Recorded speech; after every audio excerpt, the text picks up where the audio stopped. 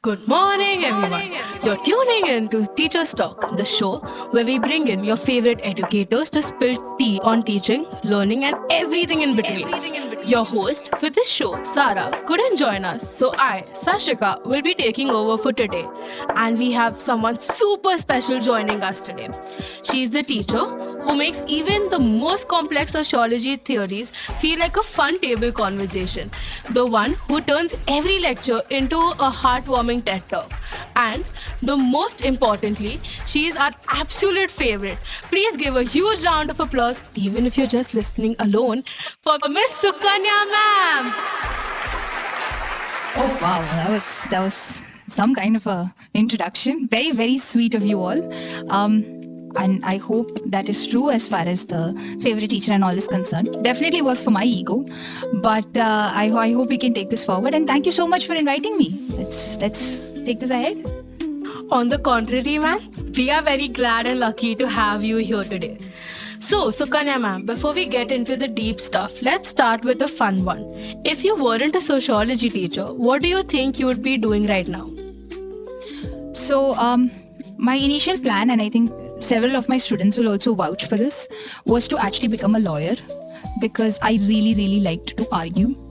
And for whatever reason, that really didn't go the way that I wanted it to go.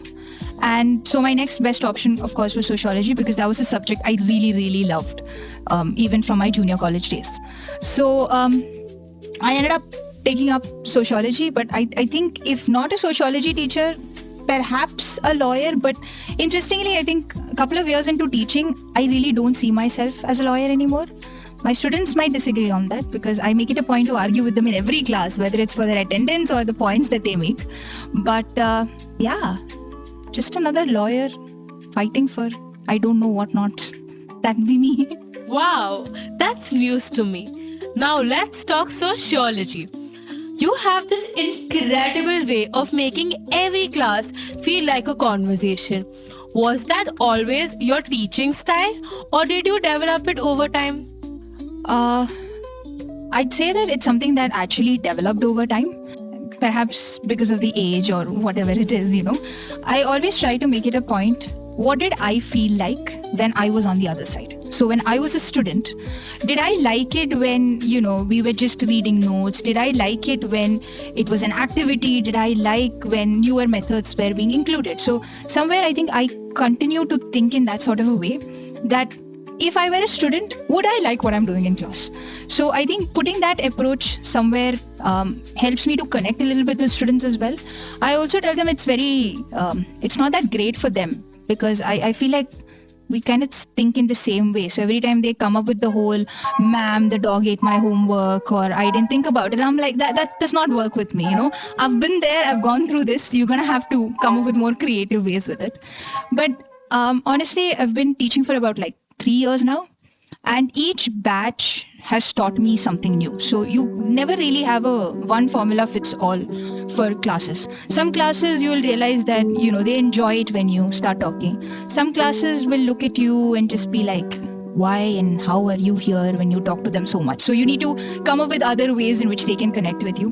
But I think somewhere trying to not exactly reach down to their level, but trying to resonate with them, connect with them. I think that's always been one of the approaches I've had as a teacher, that if you cannot understand what I'm saying, if you cannot, just be like, oh, okay, that makes a lot of sense, then I don't know, did I really do my job well is something that sometimes just comes back to me. So it's something that I think it's an ongoing process, journey. You're constantly learning, does this work, does this not work?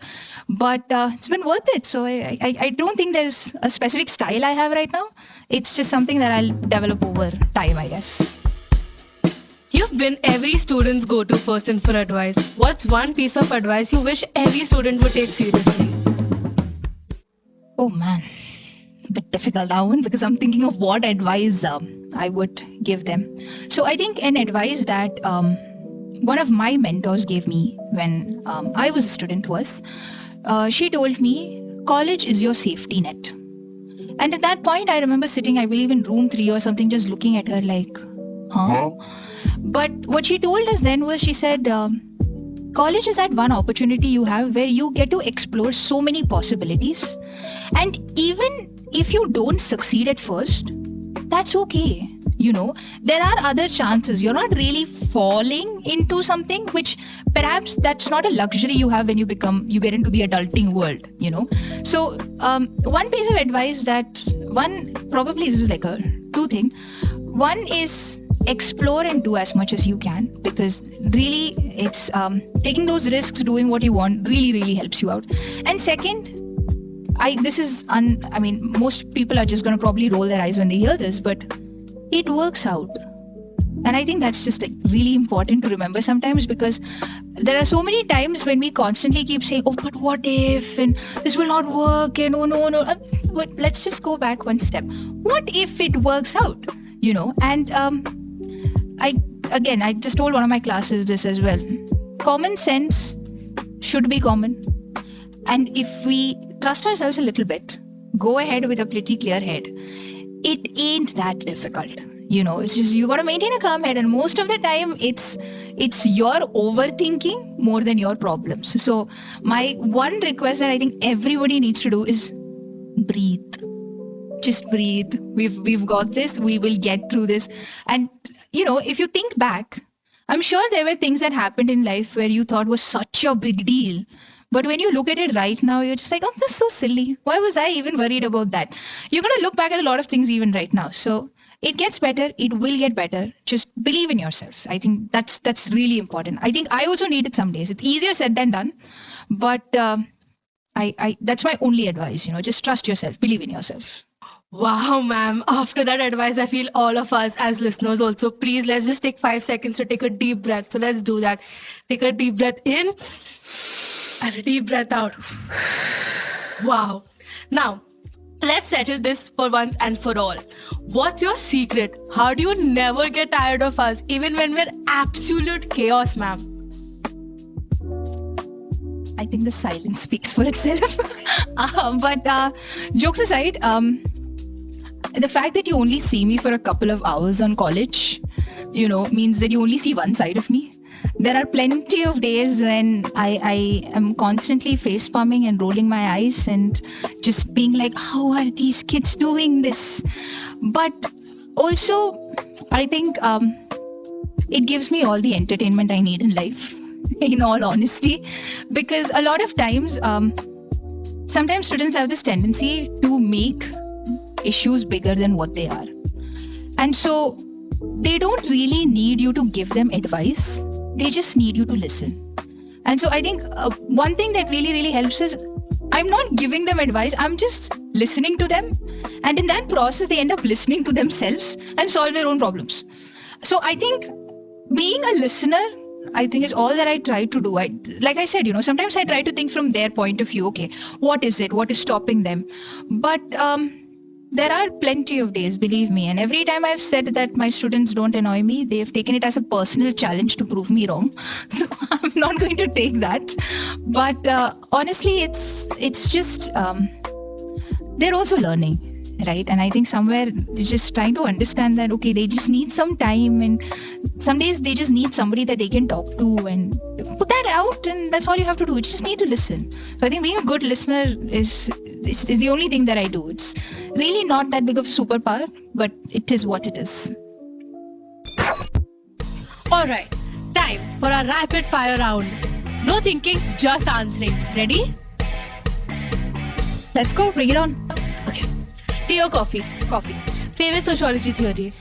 That's like asking a parent what their favorite child is. But I think Mead's theory, which is one of my favorites, symbolic interactions, anything related to that.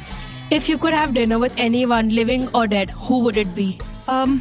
Okay, obviously there's a bit of thinking that goes into this, but I kind of just want to talk to Trump, just be like, why? That's it, just why? That's all.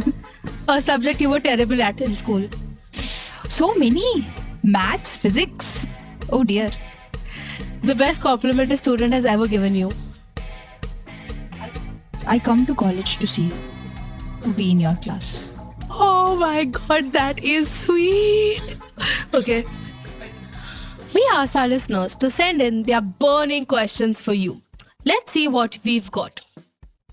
So the first question is, who is the person who inspired you to question everything, ma'am? My dad.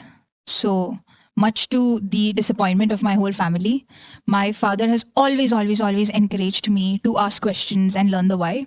I think it somewhere ended up backfiring on him also at one point because I started questioning him as well. But it's him. I really owe that to my dad. He instilled that in me, that just don't accept things. Ask why is it happening like that? Why not like this? So really owe it to him. How do you blend in sarcasm, humor, and authority so effortlessly? Desperate times lead to desperate measures, I think. I have nothing else to say. I just think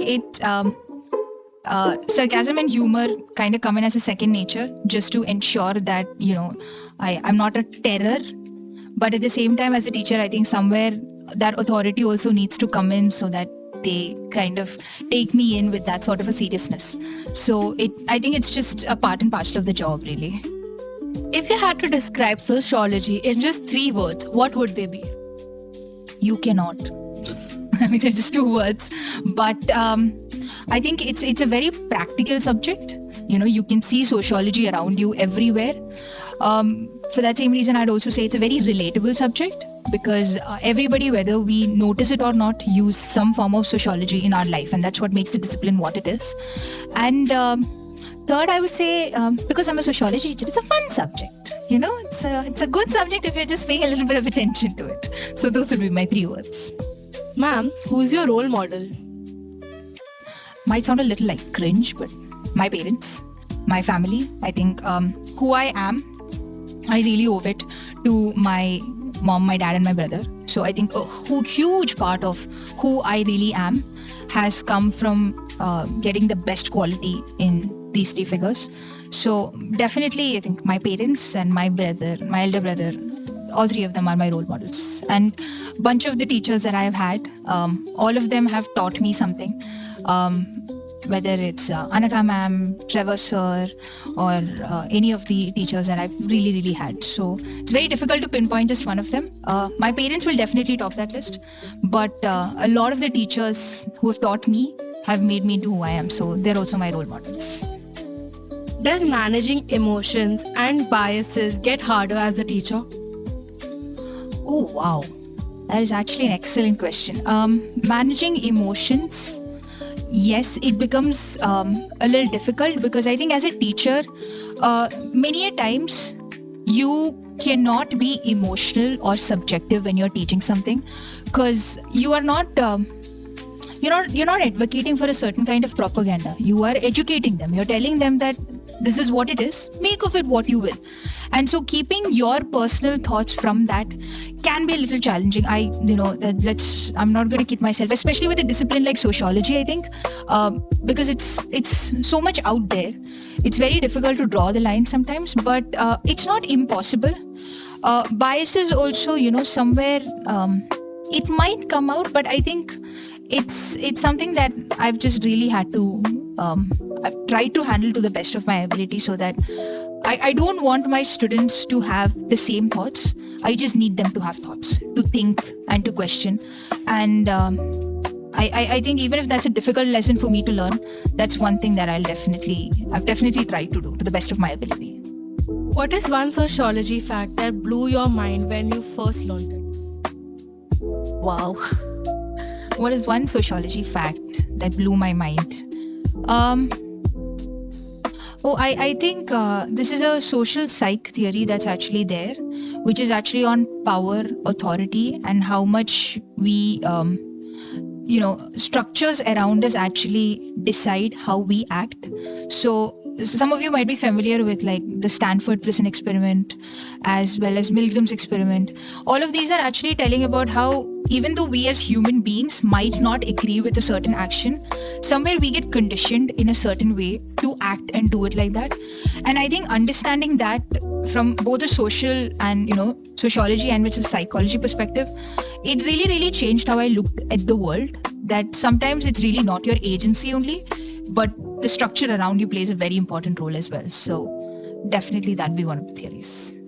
Lastly, one of your ex-students, Dhanashri, sent in a question for you. Does she miss me? I do. I miss all of the ex-students and the ex-batches. They've all definitely played a role in making me who I am. So, Dhanashri, specifically to her as well, yes, I do miss her. But not just Dhanashri, I think. All of my students, every single person that I have taught, attended my class or otherwise, I really, really miss all of them. I do. This has been such a fun chat. Before we let you go, is there any last message you would like to leave for your students? Oh wow, okay. This went by pretty quickly. So my first message is to the team. Thank you. I think you're doing a wonderful job, and it's been an incredible learning experience for me. I learned so much from you guys and seeing how you are in control of everything. So thank you for inviting me. To the students, I think I've given enough of a gyan and a TED talk in whatever I've said so far. But honestly, like I said, it works out. It really, really does. So just hang in there. It gets better, right? And I know Sophia ain't Hogwarts, but one thing that I'd always say is help is always given to those who ask for it. So don't hesitate to reach out, because if we can help to make things better for you, I promise you, we will always do it. I say that as a teacher, I say that as an ex-student as well. But it really, really works out. Just breathe. You've got this. Thank you so much, Sukanya ma'am. And to all our listeners, keep questioning, keep learning, and always remember, sociology is basically just understanding life with fancy words. Until next time, this is Sashrika signing off on Teacher's Talk on Voices of Sapphires. Thank you.